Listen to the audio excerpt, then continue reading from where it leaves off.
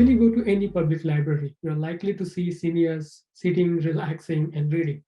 However, Barrie has one of the lowest number of libraries per capita in Ontario. Kingston Frontenac Public Library System, which serves around 150,000 people, has 17 branches. On the other hand, the Barrie Public Library System has only 2 branches, and it serves the Barrie, Oromadante, and mainland area with more than 170,000 people. Another issue with the Barrie Public Library System is the accessibility, as you will see in the question answer section. There were 2 presentations from the Barrie Public Library System during the last Seniors Advisory Committee meeting, and the meeting ended with updates from the committee members. You can use the timestamps in the description section below to jump to the relevant section. Director of Customer Experience at Barrie Public Library, Alison Schroeder, talked about different services offered by the library. Despite some shortcomings, the library system has great reviews and has evolved to better serve the needs of the community during the pandemic. That we've gone fine-free. A lot of libraries are doing this across the country. This doesn't mean that you're not responsible for returning the material, but what it does mean is there's no cost anymore if you return the material past the due date. This past summer, we gave our Painswick Library a much-needed refresh. The traditional system of library shelving in Painswick has been replaced with a discovery layout shelving design that promotes the customer experience with intuitive signage, more accessible shelves, and displays that engage the users. In response to more in-library workspace, we also have more work tables and laptop bars for people using their own devices. We created a computer lab with public computers, and to supplement the increased computer usage, we offer loanable laptops while visiting the library, so you can just use them while you're in the library. And of course, we have comfy lounge furniture if you just want to sit and read.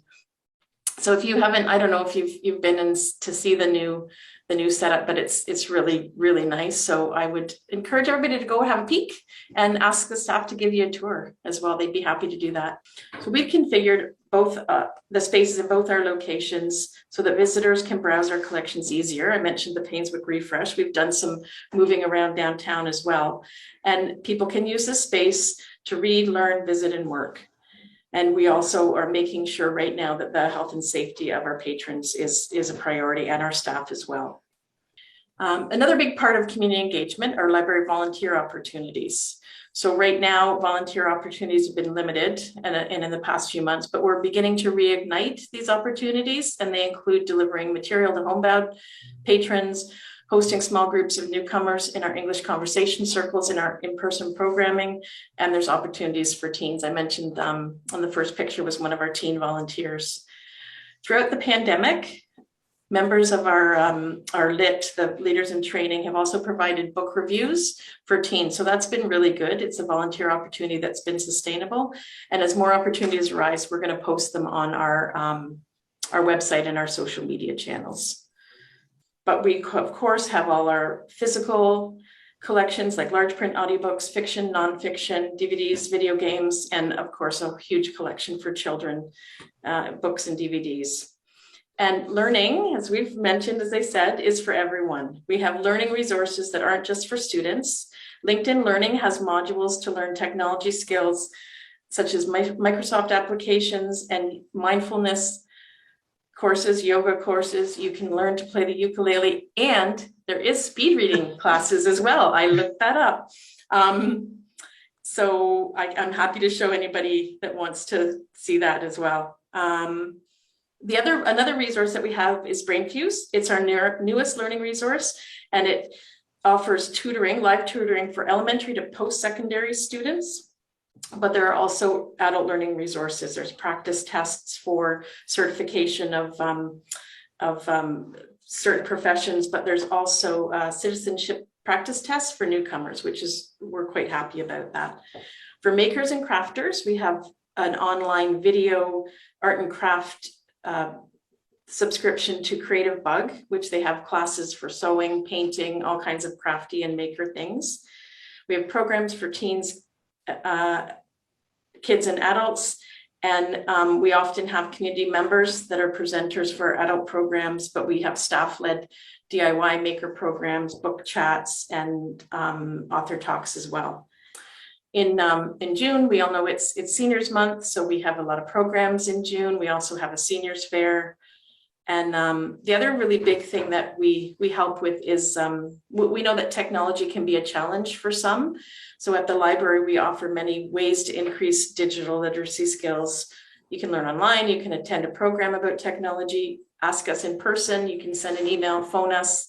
And we offer individual tech coaching sessions as well, where it's a staff member and one person that can learn how to access our resources, set up an email account, anything that's a technology hurdle for people we can try and help with. And you can do this virtually and in person. So that's allowing us to do that virtually is something that we needed to do when the pandemic started. So yeah, we're still doing that. It's great. Virtual programming, we pivoted to that when we had to do it, and we'll continue doing some of it. We're returning to our in-person programming, but we will probably have a component of our programming that is virtual as well. And I mentioned coaching sessions. So this is one way that we can give individual staff and a patron working together on something like technology. We also offer that for genealogy. We found a lot of people didn't know where to start with genealogy. So we have a genealogy tech coach where a staff member will guide you through the resources we have and get you started on that. And also Maker. So some of our Maker projects or some of our ways that you can use our equipment when we get that back in the library in terms of our Cricut and our 3D printer, we'll offer those tech coaches as well. One of our really great annual events, which is happening now, is Simcoe Reads. It's modeled after Canada Reads, if anybody's familiar with that. And this year there's 7 Simcoe County libraries that have chosen a Canadian book and a local celebrity to champion the title. This program runs through the summer where you can read all the books, and it ends in the fall with a sort of a champion defending each title, and for a winner to come out. And the finale is going to be aired on Rogers TV on October 3rd. We also have genealogy material. We have local history material from the Ontario Genealogical Society within our downtown library. Plus we have access to Ancestry, an online genealogy search, plus some other online genealogy databases as well. One thing that's really gone well through the pandemic is our video staff book chats. So we promote those via social media, and it's just our staff talking about a book they read, not necessarily a new book. It's just a book that they really like, and they're talking about it in 2 or 3 minutes. We have book clubs. There's one that's been especially popular is the Diversity Reads book club, and it's just a self-guided book club. We have a book list, and you can read those titles as you want, and you can log that within an app that you can download from the library. Extend that access to people outside of our library walls. One of the things is digital memberships. You used to have to come in to get a membership, show some ID. Now you can actually, if you live in Barrie, you can go to our website, you can sign up for a library card, and you will have access immediately once you get the email with your library card number to all our digital resources, which is great because people don't have to wait to come into the library to get that access. We offered an express pickup service through the pandemic as well, and we'll continue to do that, which is where you can place a hold on material. When it comes in, you book an appointment and you come at the time that you want. We'll have your material waiting for you at the side door, checked out, we hand you a bag, and you're off. So this is something we realize that everybody wants at some point or another, whether it's a busy family that just doesn't want to bring all the kids in, or people aren't comfortable coming into our spaces, we'll still offer that. We have bookable spaces as well. We realize that people want to come in and use our tables to do work or collaborate with one other person. And because of the reduced access and some of the restrictions in terms of how many people we can have in the building, we offer these bookable spaces so you can have reassurance that there's going to be a space when you come in and you need it. We love to have groups within our spaces, and as COVID restrictions lift, we can return to offering groups to gather and collaborate in our spaces. We love to give individuals or small groups tours of our spaces, and because we love to share the resources that we have with everyone. if there is something that you guys want to know more about with whatever organizations you are involved with, we're happy to come as well. A library person can come and show you, for example, the specifics about LinkedIn Learning and how you actually do that for you and any groups that you're involved with. We love to do that. We also have a community directory of services through Information Barrie and staff to help you navigate that. And the really exciting thing, towards the end of this year or early 2022, we'll have another community library location to share. So we're right now in the process of finalizing plans for our newest community library in the Holly area. And this boutique library will have the same discovery layout shelving as Painswick, and it'll provide the convenience of much needed library services and resources in that growing Holly neighborhood, such as our physical books, our electronic books, and you can learn by yourself in the library or in groups or one-on-one with the staff. So we offer you lots of choices. We have in-person and virtual programs for everyone. We have opportunities to volunteer, and we have a beautiful new Painswick library in the South End, and we have another community library coming in the Holly area towards the end of the year. During the meeting, Colin Green of Gilbert Center raised an issue about the library identification system that can work against homeless populations and the LGBTQ individuals. So where communities come together. This is our vision at Barrie Public Library, and we are really passionate about reducing barriers to access. One way we've done this is in 2019, we revised our membership policy to allow more people to be eligible to get a library card. And so right now, you are eligible for a free membership if you live in Barrie or Oromodonte, you work or go to school in Barrie or Oromodonte, you own property or a business in Barrie, or you belong to the Midland or Orillia Public Library and live in Midland and Orillia. So what kind of identification is required to access the library? Because we work with a lot of folks who are homeless or couch surfing and have lost identification, don't have identification, or we work with folks who are trans, identify as trans, and their identification doesn't necessarily match how they present. So it's really triggering to have to provide picture ID. So to get a library card, you mean identification to get a library card? So we do need to have name and address, proof of ID to get a library card. However, we do have an access card that is a temporary card where you can sign out two pieces of material at a time. And we also have, if people just want internet access, we have a card for just internet access and some limited digital resource access where you don't have to. We like to have some ID, but if you don't have it, you don't have to, because you're not signing out any of our material.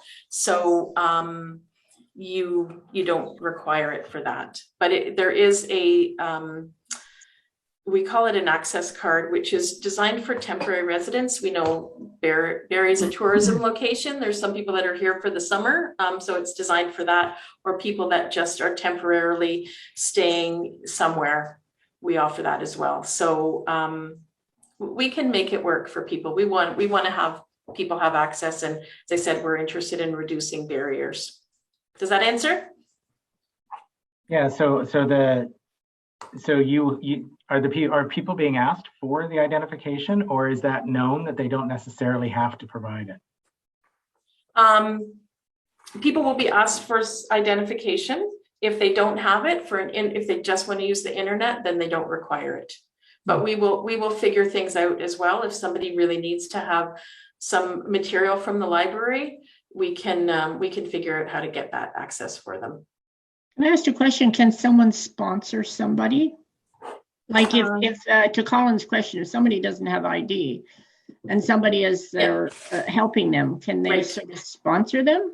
Yeah, so that's a really good point, because what we do is somebody with the access card that's sort of like a temporary card, you can have 2 items at a time. I'm going to have to refresh on that. But if you have, say, if you're living in a shelter, we will take that as some proof that that's your address. So basically what you're saying, yes, we can have a sponsor through a shelter with a letter to say I'm staying here or I'm associated with this organization. I can have a library card. So I think the answer is yes to that, if that's what you're. But Allison, on that note, I mean, especially for shelters, the Gilbert Center or others, is there a way to actually have a certain number of access cards given to an agency to give out to individuals, so we eliminate any type of triggering conversation or an ask that might feel like there's a barrier there that creates hesitation by an individual? Is that possible, and would that be beneficial if it is possible? I can think about that. I think we don't necessarily want active library cards without a name associated to it. But I can definitely, maybe I can, Colin, is it okay if I connect with you and just figure out some of the barriers that your clients have and that we can look at? Okay, we can do that. Yeah, for sure. Because we do try to, make sure everybody has access. There are some limitations too on our side, right? Like you do have to, we have to have some limitations anyways, but let me connect with Colin and see what the barriers are that maybe we can figure something out. At the end, there were updates from employees and volunteers, and very informative and interesting discussions on the Charles Bonnet syndrome seen among seniors with eyesight issues and challenges in providing better long-term care in Barrie and Canada.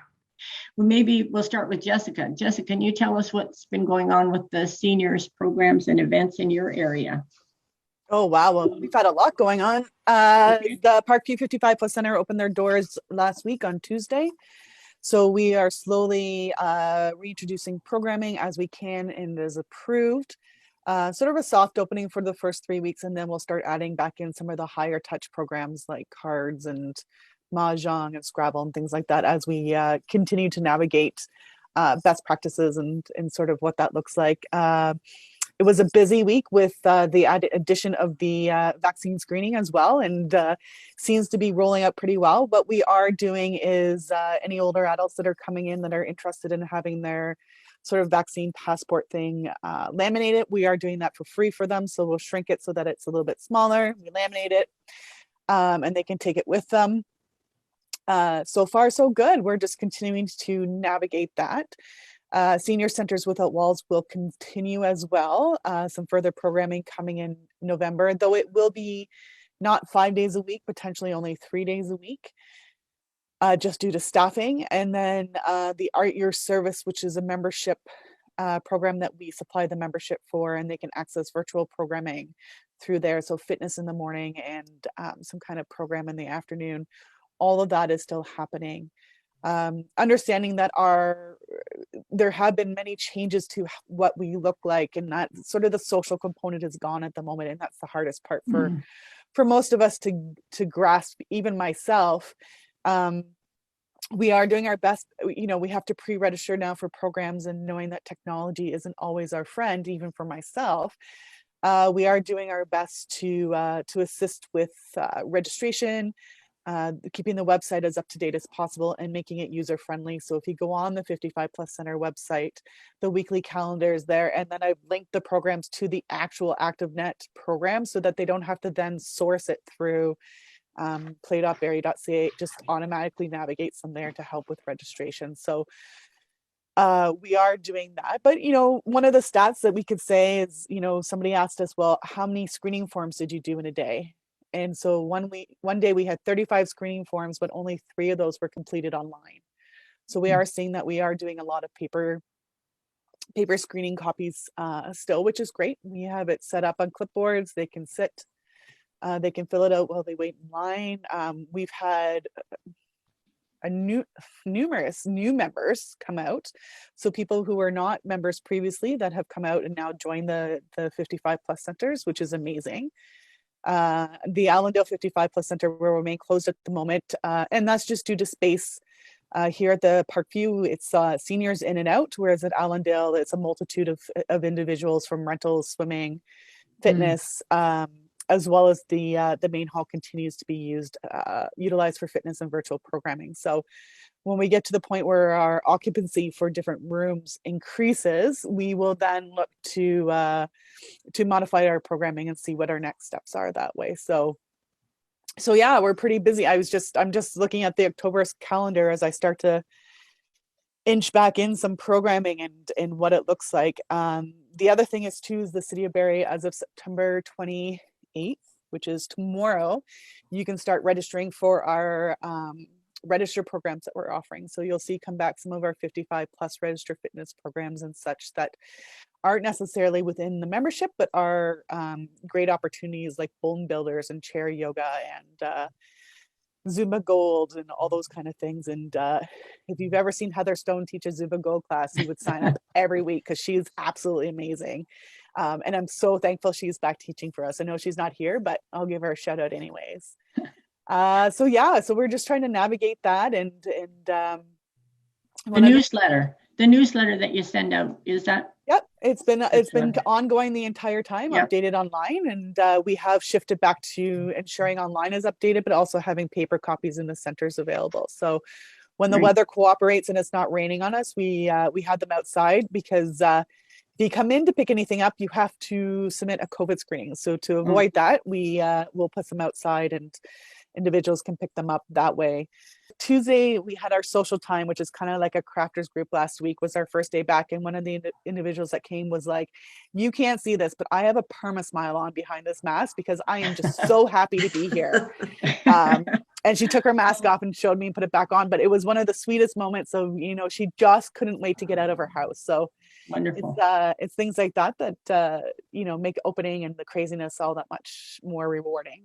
Hi, so our seniors program is the one program of the agency that has a huge catchment area. So we have the program that runs for Simcoe, Muskoka, Greater Sudbury, and Nipissing, North Bay region.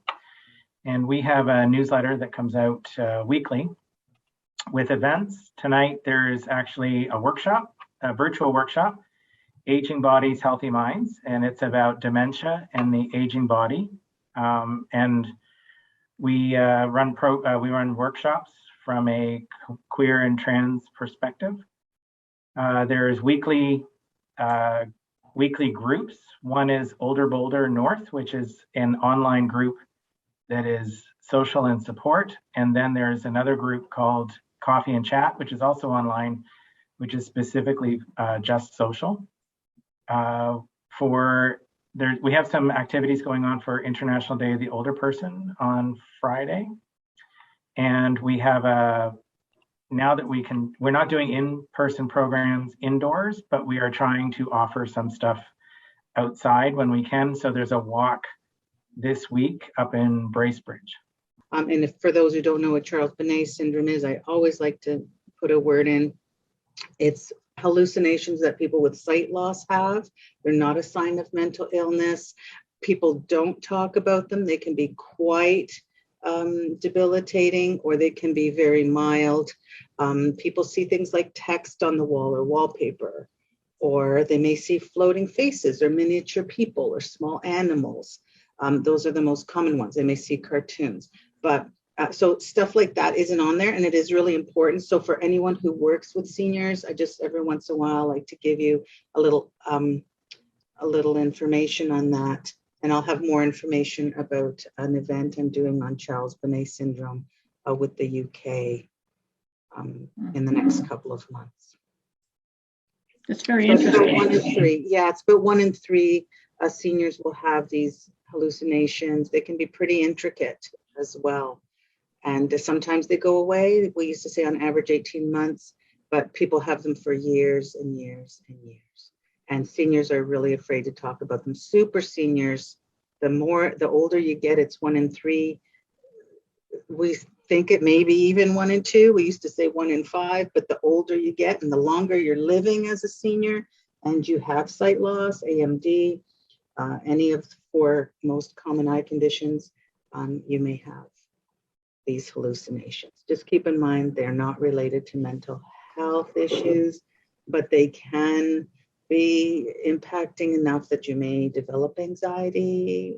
What level of sight loss do people generally have when this occurs? Yeah, so it doesn't actually even have to be that much, but what we see is an increase in it as your sight begins to diminish. So say you're at a plateau, you're holding okay, you've got corrective lenses, and then you have another decrease in your sight for whatever reason. It could be really related to other things as well. Maybe you have an eye stroke or something like that. So then we do see after you plateau, if you decrease a little more, the images might come up. Sometimes for people, they'll go away and then come back a few years later. Some people might see a lot of text on the wall. They might see musical notes, and then that might change and it just might become scary melting faces. The people who tend to have scary sights are more frightened to talk about it. And just keep in mind too that there's a lot not known about this yet. So a lot of research is happening. It's been around. It was first documented over 300 years ago. 1960, there was one study, but now we have a lot more and there's more interest in it. I was on a group with a doctor in Kentucky a couple of weeks ago. Interesting to see how people all over the world perceive this similar phenomenon, but it's technically a syndrome. And not wanting to talk about it because they would think they were mentally ill. People normally know they're not real, but sometimes it takes a while to realize that.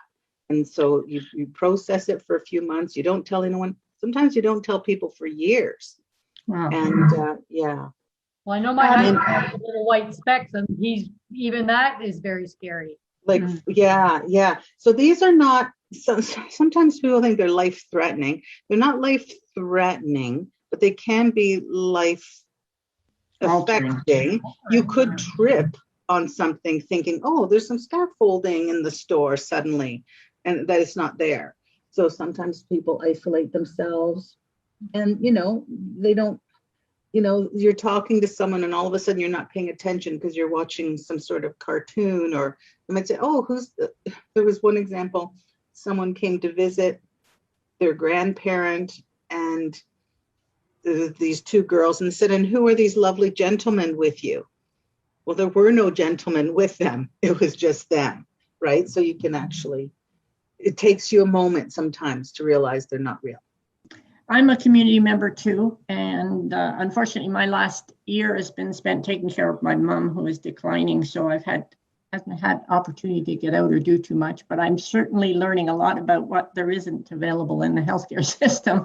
But just the same, and Lucia, to what you're saying, my mom is going through exactly what you're talking about. So it's interesting that you make those comments, because it's hard to listen to someone when you hear them say the same thing. I see two men beside you, or what are those animals doing on the floor, or there's a pool of water in front of me, I can't walk forward, so it really does happen to older people, and not. Well, we have a support group, Donna. Yeah. So it's once a month. If you're interested, I can send you the information for that. Yeah. Well, no, basically you have to connect with me for that. So yeah. But that's good that you bring that up, because I'm sure there are a lot more seniors that are feeling the effects of that. So that's valuable information that I think a lot of people in the public don't know about. That's right, Donna. And just to put in a plug, when you do talk to other people who have it, it is such an enormous relief. Right. So to me, that is something that home and community care should be very aware of, because caregivers coming into people's homes, which I've just started to have happen, and they're aware of taking care of someone from a physical point of view, but they're not all versed on the changes in mental attitude and things that happen to seniors that they're taking care of. So maybe that's something you should connect with home and community care about, because I think that would be significant. When? Well, we've been busy. We did 2 political forums for the 2 Barrie ridings. That was September 7th and September 8th, and that took a bit of doing. We had our first physical member meeting September 21st, and we had a speaker talking on the environment, and that was very interesting. Our next meeting is October 19th, and I should mention that Mayor Lehman will be presenting at that one if anybody wants to join us. Today, I'm going to be at Superior Home Health Care, where Andrea Kanjan is talking about a new tax credit for assisting homeowners, I think. I don't know what it's about, but I've been invited and will speak for a couple of minutes. It's a chance for me to advocate for what we're doing. We're getting back to our Seniors Community Fund, where we're trying to collect $25,000 to assist seniors living at or below the poverty line of $16,445, and in amounts of $100 to $500. And we have our first meeting tonight to look at 2 possible recipients. We have probably gathered about 8,500 to date towards our 25,000. And I would urge everybody to go to barriecarp.org, click on Seniors Community Fund, and you can donate there. A little bit or monthly or whatever. It's all very welcome. We will probably do another auction before Christmas. We did raise about 4,000 from the auction we did on Jane did on Instagram about a month ago. And we will probably do another one before Christmas. But we will keep going as long as we bring money in. And we are also looking for recipients. A lot of them are going to be too shy, or they won't have the wherewithal, not having access to social media or whatever, to even know about our program. So we are looking at members, Helping Hands, Barrie Families Unite, people to put people forward that might need our help in whatever form. We do not give out cash. It will either be in the form of a check payable to whatever the need is, or a gift certificate.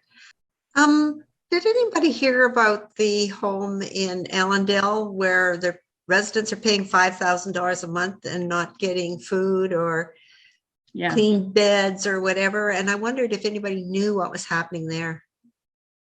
Well, the problem is it's a private company that runs, it's been in it was in the Barrie Advance, but because it's run by a private company and it doesn't come under, the only thing the province does with retirement residences is provide a license. They have a license, and there's limited regulations that they come under. I know that was one of the things the government was working towards, and maybe that's something they need to advocate on.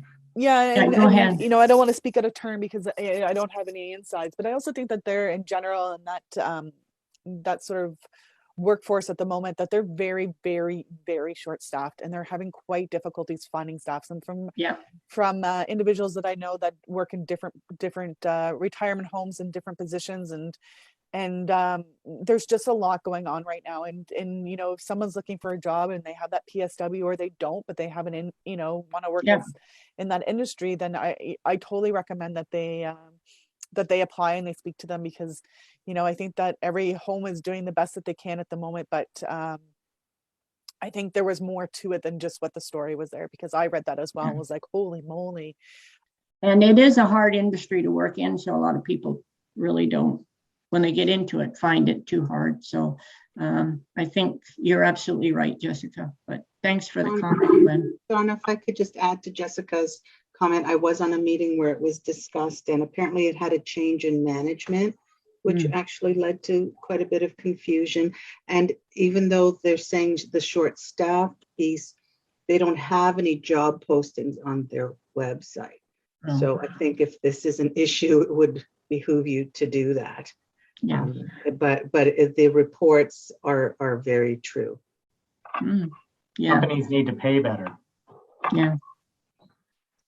And I heard there were 800 people waiting to get into long-term care in Ontario. Or no, Simcoe County, I think it was. Simcoe County. Yeah. You can go onto the website. I sent you guys a report from Simcoe County on long-term care. There was a sheet that shows the waiting list and the amount of time it takes to get into every home. And it varies between 2 and 5 years to get into a long-term care facility. So if you've lost that sheet or you need another copy, let me know and I'll send it back out to you. Yeah, please do. Yeah. And the only other problem with that list, just keep in mind that people can put up to 5 homes on their checklist. So if someone is on 5 different homes, it makes the numbers higher as well. So it makes it hard to determine, because in long-term care, waiting lists are divided by different criteria. So unless you want to know what that criteria is, I'll leave it and just talk about it. Or does anybody want to know what the criteria is? Sure. Well, first of all, it's emergency. So anybody that is at risk and is deemed an emergency gets first priority. Unification of couples is the second priority. Transfers from other facilities. So someone's on a waiting list and that's been put into a facility that needs to move to a facility because they were on the waiting list for that facility. And then people in their home. And there's an A and B with people in their home and they're ranked depending on their need for care. So basically, that's the ranking. So when they're determining on their list who's going to get into a home first, that's part of it. So a lot of your risk people come out of hospital. So people that are in hospital that are taking up acute care beds that need to go into long-term care are prioritized, or people in their home that can't stay there anymore because they can't provide enough services to take care of them. So that's why people in their homes take longer to get into long-term care. And that's just what happens, unfortunately. Yeah, and it depends on what your area you're in and how many people are on your waiting list and whether you want to be able to move out of your comfort area.